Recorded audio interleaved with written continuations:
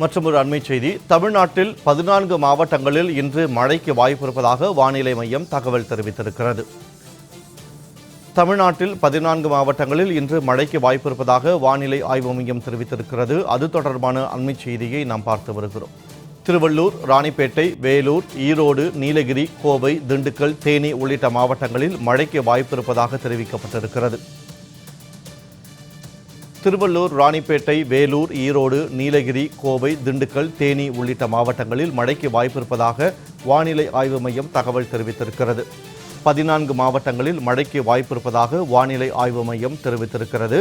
குறிப்பாக திருவள்ளூர், ராணிப்பேட்டை, வேலூர், ஈரோடு, நீலகிரி, கோவை, திண்டுக்கல், தேனி உள்ளிட்ட மாவட்டங்களில் மழைக்கு வாய்ப்பிருப்பதாக வானிலை ஆய்வு மையம் தெரிவித்திருக்கிறது.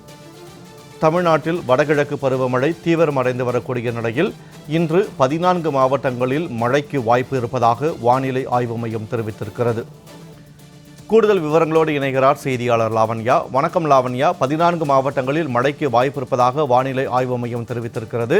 மேலும் விவரங்களை பதிவு செய்யுங்கள். வணக்கம். தமிழகம் முழுவதும் வடகிழக்கு பருவமழை தீவிரமடைந்திருக்கக்கூடிய சூழலில் இன்று தமிழகத்தில் திருவள்ளூர், ராணிப்பேட்டை, வேலூர், திருப்பத்தூர், கிருஷ்ணகிரி, தருமபுரி, ஈரோடு, நீலகிரி, கோவை, திண்டுக்கல், தேனி, தென்காசி, திருநெல்வேலி, கன்னியாகுமரி உள்ளிட்ட 14 மாவட்டங்களில் கனமழைக்கு வாய்ப்புள்ளது. அதே போல நாளை ராணிப்பேட்டை, வேலூர், திருப்பத்தூர், நீலகிரி, ஈரோடு, கோவை ஆகிய 6 மாவட்டங்களில் கனமழைக்கு வாய்ப்புள்ளது என சென்னை வானிலை ஆய்வு மையம் தெரிவித்திருக்கிறது. அதே போல தொடர்ந்து 5 தினங்கள் தமிழகத்தை பொறுத்தவரை கனமழைக்கு வாய்ப்பிருப்பதாகவும், குறிப்பாக அக்டோபர் 27, 28, 29 ஆகிய 3 தினங்களில் சென்னைக்கு கனமழைக்கு வாய்ப்பு உள்ளது எனவும் தெரிவிக்கப்பட்டிருக்கிறது. தொடர்ந்து தமிழகத்தை பொறுத்தவரை வட மாவட்டங்களில் பரவலாக மழை பெய்து வருகிறது. அவ்வப்போது வெயில் அடித்தாலும் இந்த இரவு நேரங்களில், மாலை நேரங்களில் தொடர்ந்து விட்டு விட்டு மழை பெய்யக்கூடிய ஒரு நிகழ்வை காண்கிறோம். அதிலும் குறிப்பாக வங்கக்கடல் பகுதிகளிலே புதிதாக காற்றழுத்த தாழ்வு பகுதிகளும் உருவாகி வருகிறது.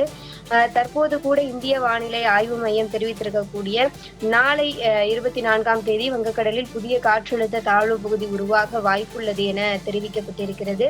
இருப்பினும் இது ஆந்திராவிற்கு ஒரு நல்ல மழைப்பொழிவை கொடுத்தாலும் தமிழகத்தை பொறுத்தவரையும் வட மாவட்டங்களிலும் ஒரு பரவலாக மழையை எதிர்பார்க்கலாம் என கணிக்கப்பட்டிருக்கிறது. தகவல்களுக்கு நன்றி லாவண்யா.